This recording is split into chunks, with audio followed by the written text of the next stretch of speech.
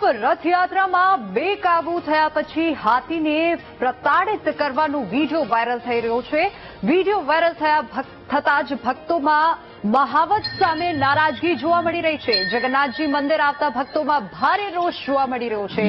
અબોલ પ્રાણીને મારવું યોગ્ય નથી। જીવદયા પ્રેમીઓ પણ આ ઘટનાને જોઈને સામે આવ્યા છે। નિવેદન આપતા તેઓ સામે આવ્યા છે અને ડીજેના અવાજથી હાથી ગભરાઈ ગયો હતો અને ગભરાયેલા હાથીને પ્રેમથી કંટ્રોલ કરવો જોઈએ, ના કે તેને મારવું જોઈએ।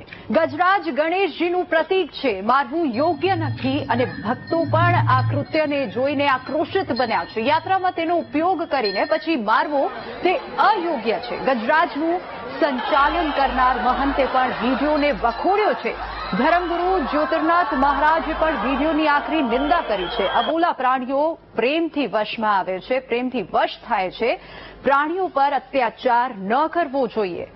જ્યોતિર્નાથ મહારાજે પણ આ નિવેદન આપ્યું છે અને અબોલ જીવ પર આવી ક્રૂરતા કોઈ રીતે ન ચલાવી લેવાય। વાયરલ વિડીયોમાં સરકારે કડક પગલાં લેવા જોઈએ, જ્યોતિર્નાથ મહારાજે આ નિવેદન આપ્યું છે।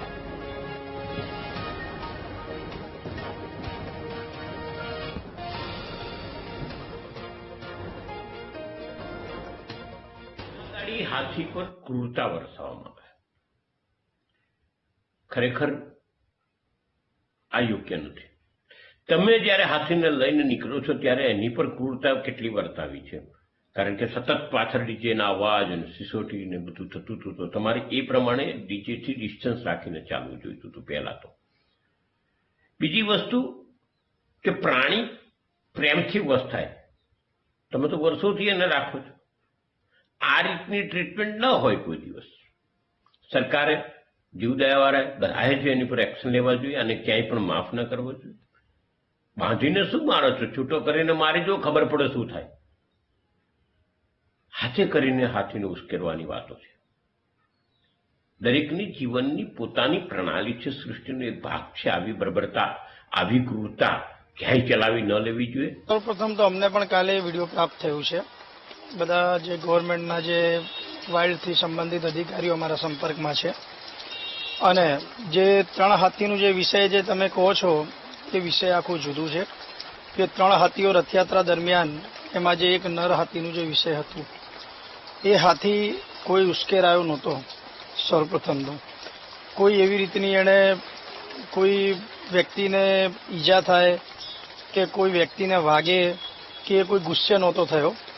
જે ઇન્સિડન્ટ થયું હતું એ માત્ર અને માત્ર એ હાથી થોડો ગભરાઈ ગયો હતો। એ ગભરાવાનું કારણ ઘણું બધું હતું, એ અમે પણ હમણાં એની તપાસ પણ કરી રહ્યા છીએ અને એમાં 1-2 કારણ એવા છે જે મજબૂત રીઝન છે કે એ જ્યારે થોડોક ભાગ્યો એટલે બધા એની પાછળ ભાગ્યા, જેની જરૂર નહોતી। એ હાથી અમારા કંટ્રોલમાં જ હતો। થોડોક આગળ ગયા પછી પાછો અમે એને પકડી લીધો તો કંટ્રોલમાં આવી ગયો તો, ઊભો રહી ગયો હતો, પણ સતત લોકો એની પાછળ લાકડી લઈને દોડીને આવતા હતા, જેને જોઈને પાછો રિટર્ન થયો અને રિટર્ન એ પાછો ભાગ્યો જે પોળમાં ઘૂસ્યો એ તરફ। मेरा ये कहना है कि हाथी एक अच्छा हाथी मेरा साथी है और हाथी को किसी भी प्रकार का दुख नहीं देना चाहिए, उसे मारना नहीं चाहिए। वो तो जानवर है, वो तो अपने हिसाब से काम कर रहा है और हम उसे अपने शौक के लिए इधर लेके आए हैं, तो उसे प्यार से रखना चाहिए और उसे मारना मेरे लिए गलत है। तो इसको ट्रेन करके लाओ और जो उनके महावक है उन्होंने इसका ध्यान रखना चाहिए। ના જ મરાય, કારણ કે એ તો પ્રાણી છે, એ સમજતું નથી। આપણે માણસ છીએ, આપણે સમજીએ છીએ અને કંટ્રોલ થઈ ગયા પછી તમે ત્યાં લઈ ગયા પછી માર્યું એ ખોટું છે। ભગવાને આપણને સમજણ આપી છે, બુદ્ધિ આપી છે, તો આપણે એનો ઉપયોગ કરીને શું કરવું શું ના કરવું એ આપણા હાથમાં છે એમ। એટલે આપણી ઉપર ડિપેન્ડ છે કે શું કરવું।